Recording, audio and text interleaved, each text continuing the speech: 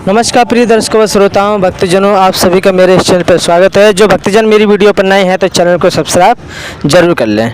आज मैं कर्ता के बारे में बताऊंगा आपको। कर्ता क्या है, हम जो कर रहे हैं क्या मैं ही करने वाला हूं या कोई और है।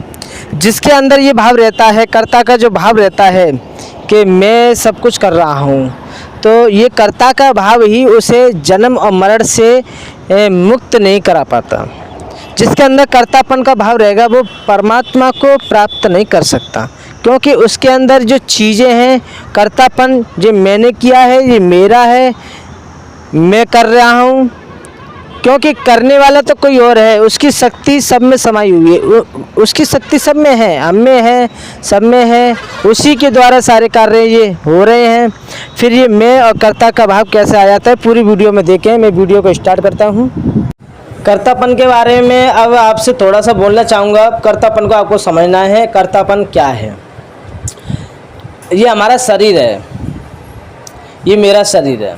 अब इस शरीर से जो भी मैं क्रिया कर रहा हूँ वो मैं कर रहा हूँ, ये कर्तापन आ गया। अब ये कर्तापन आ गया, ये इंद्रियां, मन, बुद्धि, चित्त, इनके द्वारा जो भी कुछ भी हो रहा है, अच्छा हो रहा है या बुरा हो रहा है। कोई तुमसे कुछ कहता है कि ये तुमने ऐसा कर दिया, ये तुमने बहुत बुरा कर दिया, तो हमारे अंदर थोड़ा सा गुस्सा भी आ जाता है, क्योंकि ये मैंने किया है और लोग मेरे बारे में ऐसा कह रहे हैं। मैंने कुछ भी गलत नहीं किया फिर भी लोग मेरे बारे में ऐसा कह रहे हैं। तो देखो, ये मान सम्मान हमारे अंदर जो है, अच्छाइयाँ बुराइयाँ जो हमारे अंदर है, कर्तापन का मतलब यहाँ पर बहुत बड़ा है कि अपने अंदर मान सम्मान बिल्कुल अपने अंदर से निकाल देना है। कोई हमारा सम्मान कर रहा है तो हम पर कुछ फर्क पड़ने वाला नहीं है, कोई हमारा अपमान कर रहा है तो कुछ फर्क पड़ने वाला नहीं है, कोई हमसे कुछ कह रहा है कोई फर्क पड़ने वाला नहीं है। कर्तापन का यहाँ पर बहुत बड़ा विस्तार है कि मैं तो कर ही नहीं रहा, मैं तो करने वाला है ही नहीं। अगर आपने कर्तापन अपने आप को मान लिया तो आप इस चीज़ से बाहर नहीं आ सकते। जो करने वाला है वो तो यहाँ में इसमें जो शक्ति समाई है उसी के द्वारा हो रहा है। हम तो दृष्टा हैं, सिर्फ देखने वाले हैं, और देखकर फिर हम अपने आप को कर्ता मान बैठते हैं। यहीं पर हमारा बार बार जन्म होता रहता है, बार बार मरण होता रहता है।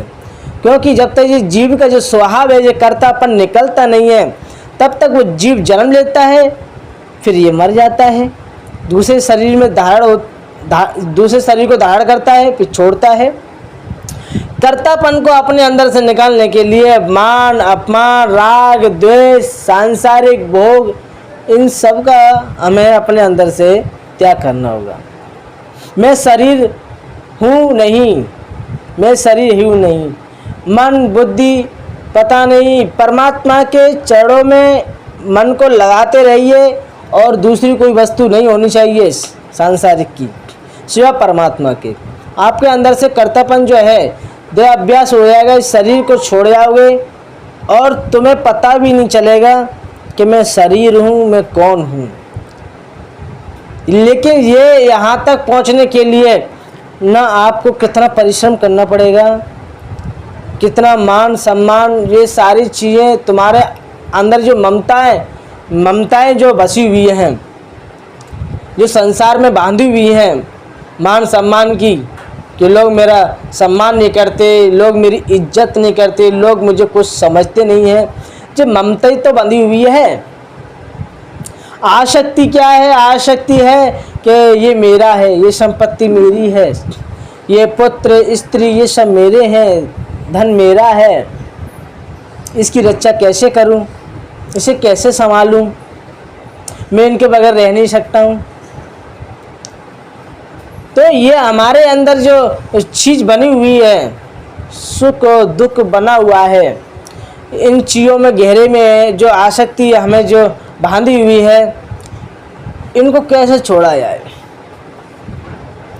तो ये कार्य बड़ा मुश्किल है, बड़ा कठिन है, और किसी चीज़ को हम पकड़े हैं तो छोड़ने में जे के दुख होता है। लेकिन परमात्मा के भजन में इतनी बड़ी शक्ति है, परमात्मा के जो भजन का जो प्रभाव है वो इतना तेज है कि एक बार जो कृष्ण भगवान के चरणों में जिसका मन लग गया, ये सारी चीज़ें बड़ी सुलभ हो जाती हैं, जो स्वयं अपने आप छूट जाती हैं।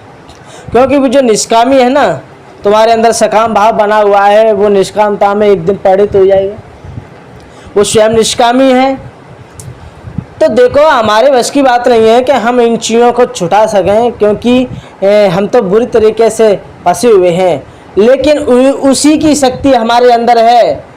हम उसका भजन करें, उस शक्ति का ध्यान करें, उस शक्ति का जाप करें, स्मरण करें, तो वही शक्ति हमें इन चीज़ों से मुक्त करा देगी, वो सरल हो जाएगा।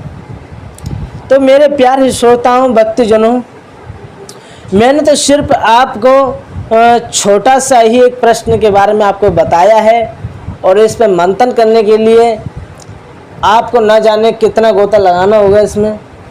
इस शब्द को बड़े गहराई से आपको जानना होगा, क्योंकि कहने में तो सरल है, करने में पूरा जीवन निकल जाता है, निभाने में।